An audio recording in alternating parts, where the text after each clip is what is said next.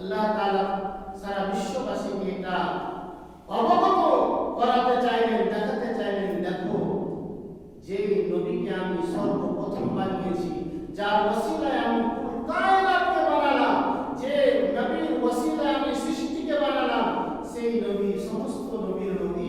এই জন্য আমার নবীকে আল্লাহ রাব্বুল আলামিন মসজিদে আকসাতে, ফিলিস্তিনের মসজিদে আকসাতে সমস্ত নবীগণ বসে আছেন। আমার নবীকে জিবরিল আমিন একদম মুসাল্লা বিছিয়ে বসিয়ে দিলেন, যেখানে ইমাম বসে। নবী আমার বিরত করে 2 রাকাত নফল নামাজ পড়ালেন।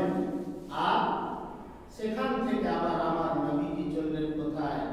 আরশে আযমের দিকে, 7 আসমানের দিকে। আল্লাহ তাআলা যারা অনেক আমাদের মধ্যে মানুষ রয়েছে যারা আমাদের নবীকে মুর্দা বলে, নবী তো মাটিতে মরে মাটিতে মিশে গেছে, নাউযুবিল্লাহি মিন জালিক। এরা বলে আমরা আহলে হাদিস বুখারী শরীফকে মানি, কিন্তু ওই বুখারী শরীফের মধ্যে আল্লাহ রাব্বুল আলামিন বলেন, ইন্নাল্লাহ তাআলা হারামা আলাল আরদি আজসাদাল আমবিয়ায়ে ফানাবিয়ুল্লাহি হাইয়ুন ইউরযাকুন। আল্লাহ তাআলা মাটির জন্য হারাম করে দিয়েছেন নবীগণের দেহকে খেতে পারে না। আমার দেহ খেয়ে নিবে, পচে যাবে, সরে যাবে, গলে যাবে। আমার দেহ কোনো চিহ্ন পাওয়া যাবে না, আমাদের দেহর কোনো চিহ্ন নাও পাওয়া যেতে পারে, কিন্তু নবীর জিসিমকে মাটিতে ছুঁবে না। আল্লাহ বলেন হাইয়ুন, নবীগণ কবরের মধ্যে জীবিত, শুধু জীবিতই নয় রে বান্দা, আমি নবীকে রুজিও দি, খাবারও দেই। আল্লাহ বলেন আমি আমার নবী জিন্দা, আমি খাবারও দিই তাকে। যার প্রমাণ পেলেন যে সমস্ত নবী আদম আলাইহিস সালাম থেকে নিয়ে ঈসা আলাইহিস পর্যন্ত কমবেশ 1,24,000 পয়গম্বর সব নবী মসজিদে একসাথে কি করে হাজির হলেন? যদি মাটিতে মরে মিশে গেল তাহলে সমস্ত নবী গেলেন কি করে? তারপরে আবার সেই নবীগণের আবার 7 আসমানে আবার হাজির হয়ে গেছে নবীজির দিদারের জন্য। কেউ মন্ত্রী আসতে গেলে, কিছুদিন আগে যেমন রাহুল গান্ধী এলো, তো রাহুল গান্ধীকে দেখার জন্য মঙ্গলগ্রাম থেকে আপনার যতদূর পর্যন্ত গেছে, যে এলাকায় গেছে লোকের ভিড় মানেনি, শুধু একটু দেখবে বলে ঠেলাঠেলিতে ওকে দেখবে বলে। ওকে দেখে তো কোনো নেকি নাই, ওকে দেখে কোনো সব নাই, ওকে দেখলে কোনো রকমের নেকি হবে না, কিন্তু এক নজর দেখবো বলে লাইন লাগিয়ে দিয়েছে। তো অনুরূপ ভাবে আমার নবীর দিদারের জন্য, কারণ ওই নবীর নিগাহে করম যদি আপনার উপরে পড়ে যায় তো আপনার জীবন ধন্য হয়ে যাবে। এই জন্য শায়ের বলেছে যে हमारे नबी से जिसे प्यार होगा, हमारे नबी से जिसे प्यार होगा, वही बाग जन्नत का हकदार होगा। নবীর প্রেম আছে তো জান্নাত আপনার আছে। তো সমস্ত নবীগণ নবীকে ওয়েলকাম জানাবার জন্য, স্বাগত জানাবার জন্য মহব্বতে নবী সারিবদ্ধভাবে দাঁড়িয়ে রয়েছে। নবী আমার জিবরিলের আমিনের সঙ্গে যেতে যেতে 1 আসমান 2 আসমান করে 7 আসমান পার করলে, 7 আসমানের পরে একটা বর্ডার পড়ে, একটা বর্ডার এলাকা, যেমন ভারত পাকিস্তান। ভারতে যখন আপনি সীমানা শেষ করবেন, পাকিস্তানের ঢোকার আগে আপনার সমস্ত জিনিস চেক হয়, যদি পারমিশন না থাকে যাওয়া যাবে না। তো হযরত জিবরিল আমিন বলেন, ইয়া রাসূলুল্লাহ, আমার নবীজি এটা হলো বর্ডার, এটা সিদরাতুল মুনতাহার নাম। এই বর্ডার আমরা ফেরেশতারা অতিক্রম করতে পারবো না, আমাদের বর্ডার নাই, আমাদের পারমিশন নাই। আমি জিবরিল আমিন যদি এই সিদরাতুল মুনতাহা অতিক্রম করি, সিদরাতুল মুনতাহার পরে যে নূর আছে, ওই নূরের পাওয়ার এতটা, ওই নূরের শক্তি এতটা, আমি জিবরিল আমিন আমার 600 মাথা ডানা আল্লাহ দিয়েছেন, যদি ওই জায়গায় চলে যায় ওই নূরের পাওয়ারে আমার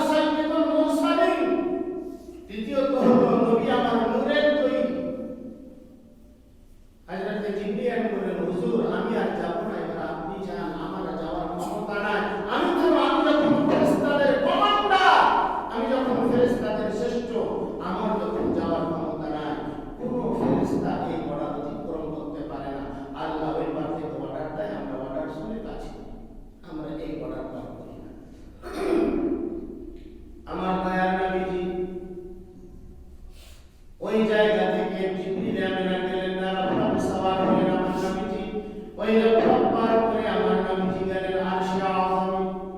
আরশে আযম যখন যাচ্ছেন তো আমার দয়ার নবীজি পায়ে যে খড়ম ছিল, যে জুতো মোবারক ছিল, নবীজি জুতা মোবারকটা খুলছেন, কারণ আল্লাহর আরশে যাব, আরশ পবিত্র জায়গা। আল্লাহ তাআলা বলেন, হাবিব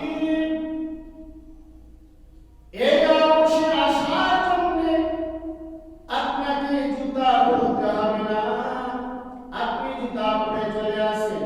আল্লাহকে প্রশ্ন করলেন, রব্বুল আলামিন আপনি যখন মুসা নবীকে দিদার দেওয়ার জন্য তুর পাহাড়ে দুনিয়া রাখলেন, তখন বললেন কোরআনের আয়াত আল্লাহ তাআলা এ মুসা জুতা দুটো পাহাড়ে ওঠার আগে খুলে দাও, কারণ এটা হলো পবিত্র তুর পাহাড়। দুনিয়ার তুর পাহাড়ের চাইতে আপনার আরশ হলো হাজার হাজার হাজার হাজার গুণে পবিত্র। এই তুর পাহাড়ে যখন আপনি জুতা খুলতে বলেছেন, আপনার আরশে আমি জুতা পরে কি করে যাব? আল্লাহ বলেন, হাবিব আপনি যদি তুলে আমার আরশে যদি জুতা পরে আসে, আর আপনার জুতার ধুলো যদি আমার আরশে পড়ে যায়, আমার আরশের মান মর্যাদা বৃদ্ধি হয়ে যাবে। কারণ আমি তো আপনার দিওয়ানা, সৃষ্টিকুল আপনার দিওয়ানা। জান্নাত জাহান্নাম আরশ আলাম লৌহ কলম চন্দ্র সূর্য গ্রহ তারা এসব তো আপনার ওসিলায় তৈরি হয়েছে। আপনার দিওয়ানা, আপনার সৃষ্টিকুলের আপনি মূল, কাজে আপনি জুতো পরে আছেন। তো বুঝতে পারলেন নবীজির সম্মান কতটা, নবীজির পায়ের জুতা মুবারকের ধুলো কত পাওয়ার, সেটা আলাদা বক্তব্য রয়েছে। আল্লাহ রাব্বুল আলামিন আমার নবীজিকে আরশে আযমে রাখলেন, যেখানে কোন নবীকে ডাকেননি। সেখানে আল্লাহ রাব্বুল আলামিন বলেছেন, হাবিব আপনি যে আমার সঙ্গে দেখা করতে এলেন, তো আপনি এলেন দুনিয়া থেকে, আমার সঙ্গে এলেন আরশে আযমে, কিছু এনেছেন আমার জন্য উপহার? আমরা যখন কোনো জায়গায় কোন বাড়ি যাই, তো তখন কোনো জিনিস দিয়ে যায়, তাকে দেওয়ার জন্য উপহার। আল্লাহ বলেছেন আমার জন্য কি এনেছেন? আমার নবী বলেন, এ আল্লাহ পাক পরওয়ারদিগারে আলম, আমি এমন এক জিনিস এনেছি যে জিনিসটা আপনার ভান্ডারে নাই, আপনার কাছে নাই। আমার আল্লাহ বলেন, আপনি কেমন কথা বলেন? কোন জিনিসটা আমার ভান্ডারে নাই? আমি আল্লাহ, আমার দরবারে কোনো জিনিসের কমি নাই। আল্লাহ রাব্বুল আলামিনকে আমার দুজাহানের নবী বলেন, হে আল্লাহ পাক আপনি হলেন আল্লাহ, কাউরে ইবাদত করেন না, আর আমি নিজে ইবাদত করে ওই ডালিটা সাজিয়ে আপনার জন্য উপহার এনেছি। সুবহানাল্লাহ। আপনি তো আল্লাহ, কাউরে ইবাদত করেন না, আমি দুনিয়া থেকে আমার ইবাদতের ডালি সাজিয়ে আপনার জন্য এনেছি। তখন আল্লাহ রাব্বুল আলামিন বলেন, আমার নবী বলেন, আত্তাহিয়াতু লিল্লাহি ওয়াস সালাওয়াত ওয়াত তাইয়্যিবাত। এটা হলো আমার নবীর কথা। আত্তাহিয়াতু লিল্লাহি ওয়াস সালাওয়াতু ওয়াত তাইয়্যিবাত, এই কথাটা আমার নবীজি বললেন। এত সুন্দর কথা, এত সুন্দর কালাম শুনে আমার আল্লাহ খুশি হয়ে বলেন, আসসালামু আলাইকা আইয়ুহান নাবিয়্যু, ও দয়ার নবী, এত সুন্দর দোয়া আপনি দিলেন, এত সুন্দর উপঢৌকন আপনি এনেছেন, আপনার উপরে আমার সালামতি নাযিল হোক। আসসালামু আলাইকা আইয়ুহান নাবিয়্যু ওয়া রাহমাতুল্লাহি ওয়া বারাকাতুহু। নবীজি বলেন, শুধু এখানে আছে, শুধু আমার উপর রহমত বর্ষণ হলে হবে না, আমার গুনাহগার উম্মতেরা কি করবে? নবী আমার কত উম্মতের জন্য দিওয়ানা। দুনিয়ায় তো সারা জিন্দেগি উম্মতি উম্মতি বলে কেঁদে কেঁদে কেঁদে কেঁদে আল্লাহর কাছে দোয়া করেছে। আরশে আযমে গিয়েও আমাদের মতো গুনাহগার উম্মতিকে আমার নবীজি বলে দেননি।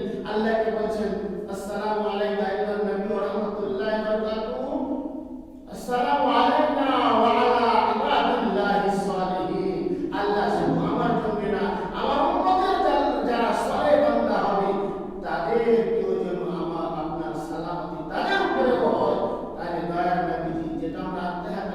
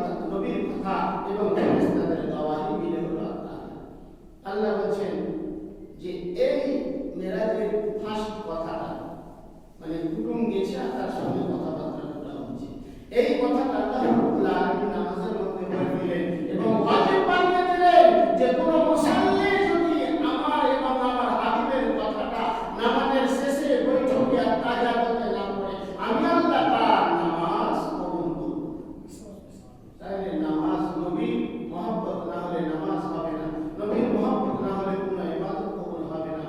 আজিজানে মুহতারাম মুআজ্জিজে সামিঈন ইকরাম, মেরাজ আপনাকে 100% বিশ্বাস করতে হবে, এর মধ্যে কিন্তু আনা যাবে না। আবু জাহেলকে বলুন, আবু জাহেল বলছে আবু বকরকে, এ আবু বকর শোনো, তোমরা যাকে নবী বলে মানো, যার জন্য নিজের জান মাল কুরবান দিতে সবসময় প্রস্তুত আছো, যার মহব্বতে তোমরা দিওয়ানা, যার প্রেমে তোমরা দিওয়ানা হয়ে বেড়েছো, যাকে আশিক নিজে বলছো, সেই নবী বলে আজকে নাকি 7 আসমান পার করে মেরাজে গিয়েছিল আর আল্লাহর কাছ থেকে ঘুরে এসেছে, আবার এখান থেকে নাকি মসজিদে আকসা গিয়েছিল, তুমি মানবা কি এই কথা? তো আবু বকর বলছিল, শোনো আবু জাহেল, আমার দয়ার নবী যদি জবানে পাক দিয়ে এই কথা বলে থাকে, সন্দেহর কোনো অবকাশ পাওয়া যাবে না। এতে 100% সত্য কথা, কারণ নবী আমার সিদ্দিক সাদিক ও আমিন যাকে বলা হয়েছে, নবীর জবান দ্বারাই আরবের গ্রামের মানুষ যারা মুশরিক ছিল, বেদিন ছিল, তারা নবীকে আমিন বলে ডাকতো, আল আমিন লাকাব দিয়েছিল, as-সাদিক লাকাব দিয়েছিল। নবী আমার সত্যবাদী, আরবের সমস্ত বেদিনেরাও মানত যে আমি আল্লাহর মতো সত্যবাদী আমানতদার আর সারা বিশ্বে পাওয়া যায়। তো ব্রাদার, এই মেরাজের রজনীতে আমরা কি শিখলাম? মেরাজ আল্লাহ রাব্বুল আলামিন সেই মেরাজের তোহফা আমার নবীকে আসার সময় দিলেন না।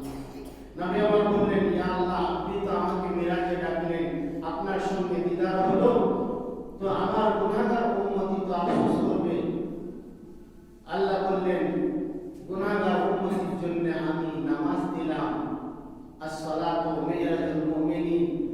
নামাজি যখন নামাজে দাঁড়াবে তখন সে অনুভব করবে যে আমি আল্লাহর সামনে দাঁড়িয়ে আছি এবং আমি যে সূরাগুলো পড়ছি, আলহামদুলিল্লাহ রাব্বিল আলামিন রহমানির রহিম, আল্লাহকে আমি বলছি, আল্লাহ আমার কথাগুলো শুনছে, আর তাওয়াক্কালতু আলাল্লাহ রেখে যে আল্লাহ আমার সমস্ত আপদ বিপদ বালা মুসিবত দূর করবে, আল্লাহ আমার হেফাজতকারী, এইরকম আকীদা বিশ্বাস রেখে মানুষ যদি আমরা নামাজ পড়ি তো আমরা কামিয়াব হব। ব্রাদার, আল্লাহ সুবহানাহু ওয়া তাআলা আমার নবীকে মেরাজ করে তার সম্মান কতটা জানিয়ে দিলেন, তার ইজ্জত কতটা জানিয়ে দিলেন, এবং নবীর প্রেম ছাড়া যে কোনো ইবাদত কবুল হবে না সেটাও জানিয়ে দিলেন, নবীর প্রেমে সফলতার মেন চাবিকাঠি সেটাও জানিয়ে দিলেন। আর মেরাজের তোহফা আমরা নামাজ পেলাম, আমরা যে নামাজ পড়ে কামিয়াব হব সেটাও আল্লাহ রাব্বুল আলামিন বলে দিলেন। তো মেরাজের রজনী আজকে যতটা পারা যায় আপনারা